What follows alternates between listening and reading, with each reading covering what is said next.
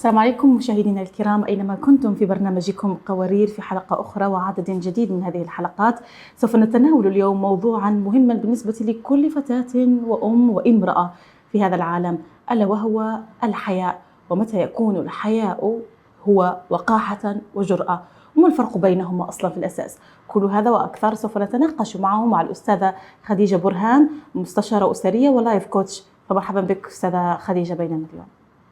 أهلا وسهلا فيك أستاذة نورة، حياكم الله جميعا في برنامجك المتميز قوارير.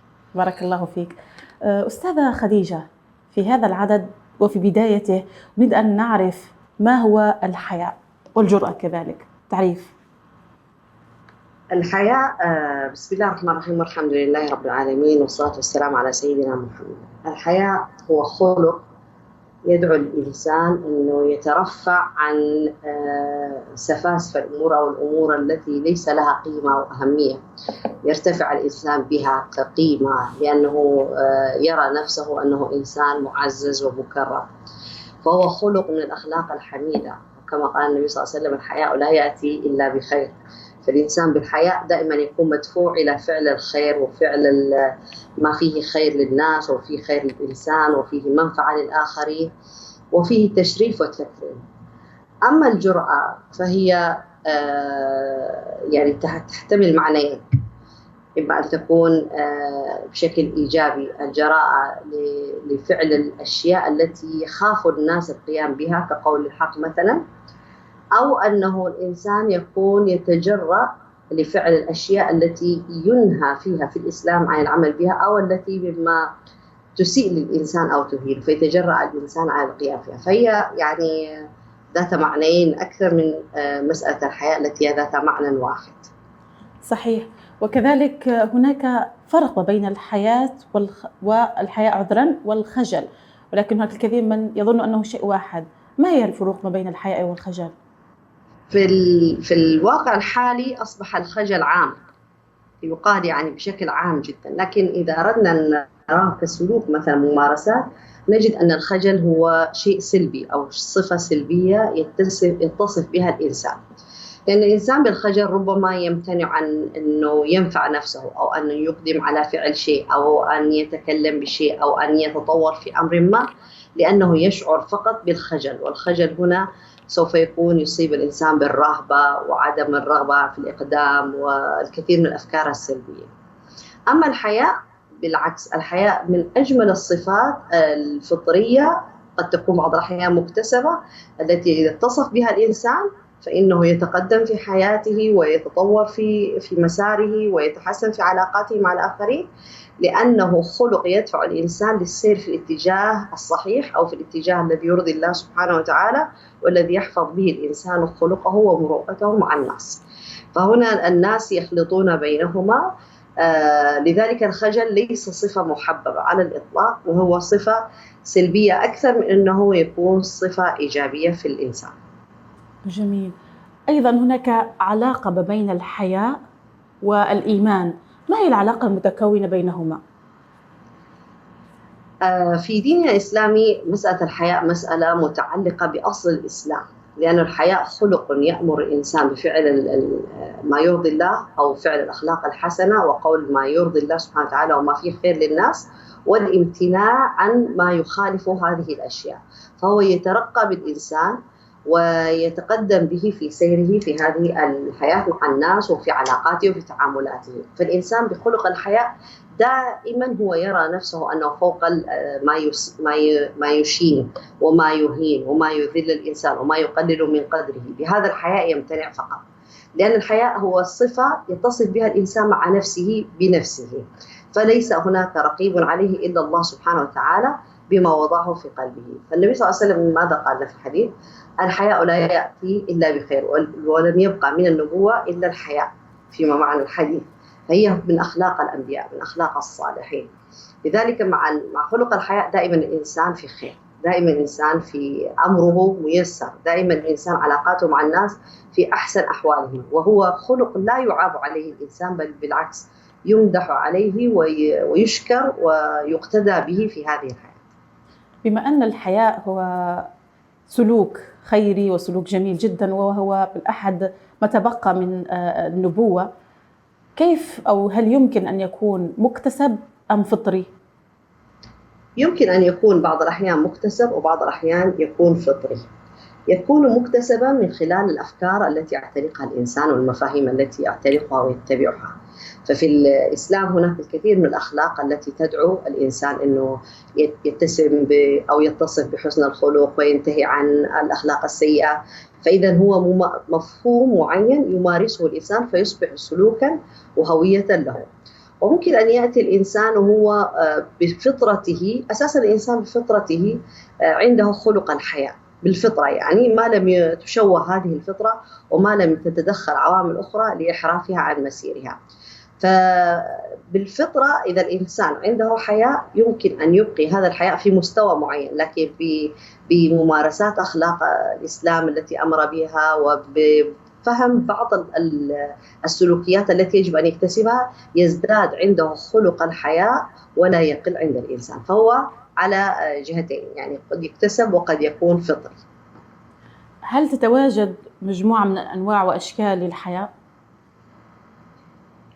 مجموعة وأشكال الحياء. الحياء أساساً هو صفة يعني يتصف بها الإنسان، فليس هناك شيء يعني كأنواع، إنما هو ممارسة كسلوك يشعر به الإنسان. أول شيء هو مفهوم عند الإنسان، لكن هذا المفهوم يظهر على هيئة ممارسات وسلوكيات في الحياة نعرفه من خلالها أن هذا الإنسان يتصف بخلق الحياء. فقد يكون يستحي أو عنده حياء من أن يتحدث مثلاً أمام الناس أو أمام أحد بكلام يؤذيه أو بخلق أو يمارس تصرفات قد تهين أو تسيء الآخر. فهنا نحن نرى هذا الصفة أو هذا المفهوم كسلوك ممارس عند الإنسان. لكن طبعا أهم شيء يرافق الحياء هو الشجاعة. يعني الإنسان الذي يتصف بالحياء إنسان شجاع أساسا، فقد يظهر عليه سلوك الحياء لكنه مقدم على ما يقوم به مراعيا للضوابط الشرعية أو الضوابط الاجتماعية والأعراف التي يسير عليها. جميل. لكن بما أن المفهوم الحياء في الزمن السابق نلاحظ تغير له في الوقت الحاضر، لماذا تغير مفهوم الحياء الآن؟ تغيرت الكثير من المفاهيم الآن، تغيرت الكثير من المفاهيم والأفكار التي يعتنقها الناس، وأصبح هناك تدخل في الثقافات المختلفة، سواء الثقافة الإسلامية مع الثقافة الغربية، مع الأعراف، مع العادات المتغيرة، مع الهجرات، مع وجود أشياء عوامل كثيرة جدا اجتماعية واقتصادية وأخلاقية دخيلة علينا. تغير هذا المفهوم، فأصبح حتى أنه بعد أن كان الحياء هو للرجل والمرأة، أصبح الآن مطلوب فقط من المرأة أن تمارس خلق الحياء أكثر من الرجل، وأصبح يعاب على الرجل أن يكون حييا أو عنده شيء من الحياء. هل يمكن أن نستحي من أنفسنا نحن؟ يمكن أن نستحي من أنفسنا نحن أيضا إذا اقترفنا شيئا يخالف ما نعتقده أو نحمله من مفاهيم أو ما يخالف المروءة، لأن الإنسان هو رقيب على نفسه وليس الناس هم رقباء عليه. فإذا يكون الإنسان مع نفسه يستحي أن يحدث نفسه بشيء لا يستطيع أن يأتي به أمام الناس، ويستحي أن يراه الله سبحانه وتعالى عليه. فالإنسان المؤمن الحق يستحي من نفسه، وهذا الحياء جاء من حيائه من الله سبحانه وتعالى وعلمه أنه مطلع عليه. ما هي المواقف التي لا تستوجب منا أن نكون لدينا حياء فيها؟ عند الخوض في أمور الحق، عند قول الحق والدفاع عن الحق ورؤية المنكر ورؤية الأخطاء التي يقوم بها الناس علانية دون حياء، يجب على صاحب الحياء أن يدفعه حياءه هذا لإنكار هذا الأمر وإنكار هذا المنكر وردع من يقوم بتغيير مفاهيم الناس تجاه السلوكيات بدافع عدم الحياء أو الجراءة المقيتة أو الجراءة المكروهة التي يمارسها مع الناس. هل يمنع الحياء المرأة من ممارسة التعلم وطلب العلم؟ بالعكس، الحياء هو الذي يدفعها أن تتعلم حتى تكتفي. إذا اليوم المرأة تحت مسمى الحياة تمتنع عن التعلم وتمتنع أن تترقى وأن تكون أكثر إدراكا ومسايرة للواقع الحالي، فهذا الحياء مذموم جدا. بالعكس، الحياء يدفعها أن تتعلم وأن تكون أقوى وأفضل بالحياة هي تحفظ الضوابط الشرعية أثناء طلب العلم النافع لها، سواء كان علم الدنيا أو العلوم الشرعية، أثناء ممارستي في واقع الحياة مع الرجل. هل هناك أسباب لجرأة المرأة؟ هي كلها في مسألة الجرأة تعتمد على المفاهيم التي دخلت على الناس الآن. في السابق المجتمع الإسلامي يحمل أفكار ومفاهيم ثابتة وأعراف وعادات وتقاليد تسير مع فكرة الإسلام. الآن أصبح الواقع مختلف تماما، أصبح عندنا مفاهيم جديدة كما قلنا دخيلة وأفكار جديدة، وضعف تمسك الناس بهويتهم أو بدينهم الإسلامي، فأصبح موضوع الحياء نفسه أساسا يعني غير موجود أو غير محبب أو غير ممارس في واقع الحياة. فهنا عندنا إشكالية أنه الأفكار تغيرت والمفاهيم تغيرت، فبالتالي السلوكيات أيضا تغيرت نتيجة هذه التغيرات الكاملة. لماذا تفقد المرأة جرأتها؟ عددي لنا بعض من الأسباب الاجتماعية والثقافية في المجتمع الآن. مثل كثير من النساء فقدت الجرأة تماما، ولكن فقدتها جزئيا، فما هي الأسباب الاجتماعية والثقافية في ذلك؟ أساسا المجتمع ينظر للمرأة نظرة دونية، فبالتالي إذا حتى أصبح عندها جرأة أصبحت تنتقد في هذه الجراءة، ولم يعد هناك مسار صحيح لممارسة هذه الجراءة. فبالتالي المرأة كردة فعل طبيعية أصبحت لا تعرف المسار الصحيح أو الانضباط أو الضابط الشرعي أو الضابط الأخلاقي في ممارسة الجرأة، فأصبحت تنطلق هكذا يعني. أو أن بعض النساء تصاب بالخوف الشديد جدا، لأن هذه الجرأة لها ثمن يجب أن يدفع، فبالتالي تتراجع المرأة عن دفع هذا الثمن في المجتمع، فلا تمارسه أساسا ولا تطالب به بحقها ولا تقوم به كما يجب أن يقوم به. فهو مفهوم موجود في المجتمع هو يؤثر عليها، والرأي العام والعادات والتقاليد والبيئة التي تنشأ فيها والثقافة والتعليم الذي تتلقاه المرأة هو الذي يجعل المرأة تتأخر في بعض الأمور أو تتقدم تقدما سلبيا دون ضوابط. وهل هناك أيضا أسباب نفسية وتربوية في فقدان المرأة للجرأة؟ التربية الطفولة مؤثرة جدا في تشكيل المرأة والرجل في الحياة على سواء يعني. التربية العنيفة التي يمارس فيها العنف أو التقليل من شأنها أو عدم إعطائها حقوقها أو عدم إشباعها عاطفيا ونفسيا وماديا واقتصاديا للمرأة يؤدي بالمرأة أساسا أن تتراجع وتصبح أقل بكثير مما يجب أن تكون عليه في المجتمع. فبالتالي هي تأثير التربية أساسي سواء في مسألة الجرأة ولا الحياء ولا أي شيء. أي شيء يحدث في الطفولة في النشأة يؤثر على الإنسان في المستقبل، سواء علمه أو جهله أو كان واضحا لديه أو كان مخفيا لديه. طفولتنا هي التي تشكل واقعنا. نذهب وإياكم أعزائي المشاهدين إلى فاصل ونعود لنكمل برنامجكم قوارير. ابقوا معنا.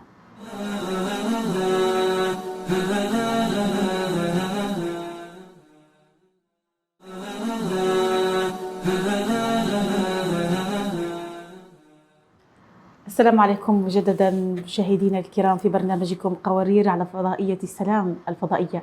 مرحبا بكم مجددا ومرحبا بالأستاذة خديجة برهان، مستشارة أسرية ولايف كوتش. مرحبا بك أستاذة خديجة مجددا معنا. أهلا وسهلا فيك أستاذة نورة، حياك الله.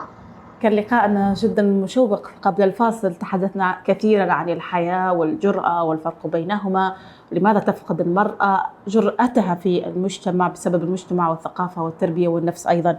كل هذه العوامل تفقدها جرأتها التي هي تكون مطلوبة في مواضع حميدة جدا. لكن أستاذة خديجة، كيف تتوقف المرأة بعدم أو كيف توفق المرأة بعدم الخلط بين الجرأة والوقاحة؟ بين الجرأة وعدم الوقاحة، هو ليس بالضرورة أن تكون مع الجرأة الوقاحة، لأن بعض النساء قد تكون ذات علم وفهم وإدراك ووعي وهي جريئة جدا في عرض ما تؤمن به وما تعتقده وما تراه صوابا. فهذا جانب يتعلق بشخصية المرأة. أما الوقاحة دليل على الجهل، يعني أنا أرى أن الوقاحة هي عبارة عن دليل على الجهل، وهذا الجهل يأتي أن المرأة لا تدرك أنها هي كامرأة يجب أن تتصف بصفات خاصة بها، وليس من طبيعة المرأة أساسا الجراءة أو الوقاحة، ليس هذا من طبع المرأة أو في فطرتها. المرأة تميل دائما إلى الحياء، إلى أن لا يرتفع صوتها، ألا تكون في مرمى الهدف كما يقال. لكن كما قلنا أن الواقع الحالي أصبح يشكل المرأة تشكيلا حتى تسير مع الرجل في نفس تثبت نفسها مع الرجل أنها أيضا تستطيع أن تفعل كذا، أو أن تتجرأ على هذا الأمر، أو أنه لا يهمها هذا، وأنها لا تخاف. يؤدي بها ذلك إلى أن تسير في اتجاه خاطئ في ممارسة الجراءة أو الجراءة الغير محمودة في إظهار نفسها وقوتها وفهمها، طلبا لمساواتها مع الرجل أو إثباتا أنها والرجل سواء في هذا الأمر. فأصبح المفهوم هنا شائكا عند المرأة أو متداخلا، والمجتمع لا ينكر عليها ذلك، لذلك تسير في هذا الاتجاه بطريقة خاطئة. صحيح. وهل تكون الجرأة برفع الصوت والاستقواء؟ هذه مظاهر فقط يعني، وهي لا تدل على الجرأة، ربما تدل على الخوف فقط. يعني رفع الصوت ليس دليل على الجرأة، إنما الجرأة كسلوك وليس كمفهوم. يجب أن يظهر كسلوك يمارسه الإنسان بهدوء في مطالبته للحق، أو في منعه ما يضره، أو منع ما يضره عن الآخرين، أو منع ما يفسد الآخرين بهذا الشكل. أما ارتفاع الصوت هذا دليل على الخوف والجبن وعدم الجراءة أساسا أو عدم فهم كيف تحدث الجراءة أو كيف يتم ممارستها في واقع الحياة. هل هناك الفرق بين الجرأة والتهور؟ الجرأة والتهور بين خلق وخلق شعر، إذا زادت أصبحت أمرا آخر. الجرأة شيء جيد وخلق نبيل، لكن إذا زاد والإنسان لم يعرف متى يتوقف عنه يصبح تهورا. فليس كل جرأة يعني محمودة، لأنها تؤدي إلى الإنسان أن يتهور في بعض الأحيان وتسرع في اتخاذ قرارات أو ممارسات قد تؤدي به إلى التهلكة. فبين خلق وخلق دائما شعرة بسيطة جدا، وهذه الشعرة هي التي يختلف الناس في فهمها وإدراكها وبلوغها. صحيح. هذه الشعرة التي هي بين خلق وخلق. ظهرت الكثير من الظواهر الاجتماعية كالطلاق وخلع الحجاب وغيرها. هل هذه تعتبر من الجرأة أم لا؟ تغير مفاهيم، تغيرت المفاهيم أول شيء، ثم ذهبت المفاهيم التي كان يعتقدها الناس وأصبحت بالية، وأصبح في المجتمع جهل معرفي منتشر، فبالتالي ظهرت حالات الطلاق الكثيرة، خلع الحجاب، المطالبة بأمور غريبة جدا جديدة على مجتمعاتنا الإسلامية. كل هذا بسبب تغير المفاهيم التي أدى إلى تغير السلوكيات والممارسات المطبقة. اليوم إذا رأينا أي سلوك في المجتمع يجب أن نعرف أن هناك وراء هذا السلوك مفهوم معين قد تغير، فظهر عندنا سلوكيات جديدة. صحيح. أيضا سمعنا كثيرا عن تنازل المرأة سواء على المهر أو على نفقة الزوج أو على الميراث وغيرها، وتوسم بأنها من الحياء. فهل هذه فعلا حياء؟ تطالب المرأة، تعنينا أن تطالب المرأة بالتنازلات هذه من باب الحياء، أم المرأة هي التي تتنازل عنها؟ في كلتا الحالتين. في كلتا الحالتين. أو ممارسة الرجل أو المجتمع الضغط على المرأة بدافع الحياء أنها لا تحتاج لهذا المال، وأن إخوتها الذكور هم من يحتاجونه فيضغطون عليها، فهي تؤخذ بسيف الحياء فتتنازل عن هذه الأمور كلها. والمفروض أنه في الإسلام أساسا المرأة لا تتنازل عن شيء ولا يطلب منها أساسا التنازل عنه. فيستخدم الناس الآن أصبحوا ليس الحياء، الآن يستخدم الناس سيف الحياء في أخذ ما ليس لهم به حق من المرأة أو من المجتمع أو من أي شخص يرون أنه أقل حظا أو ضعيف كما يسمونه. هناك دائما أستاذة خديجة ما توسم المرأة الجريئة بأنها حادة طباع وعصبية، وترتبط هذه الصفات بالمرأة الجريئة في الوقت الراهن. هل هذا صحيح؟ هذا ليس صحيح. أساسا دائما يجب أن نتساءل من الذي يطلق مثل هذه الأفكار في وسط المجتمع حتى تصبح هذه الأفكار هي ثوابت يحكم عليها الإنسان. المرأة أساسا كائن هادئ، لكنها أيضا تمر بتغيرات هرمونية، تغيرات نفسية، تغيرات بيئية، عوامل وضغوطات حديثة يعني أكثر مما كانت عليه في السابق، فيؤدي هذا بها إلى أن تكون قد حدث الطباع قليلا بسبب هذه العوامل الدخيلة. لكن في غيابها تعود المرأة إلى طبعها الهادئ المسالم، لأن المرأة أساسا هي التي تهيئ البيت وتهيئ المجتمع حتى يكونوا في حالة انسجام وحالة عطاء وحالة سكون وطمأنينة.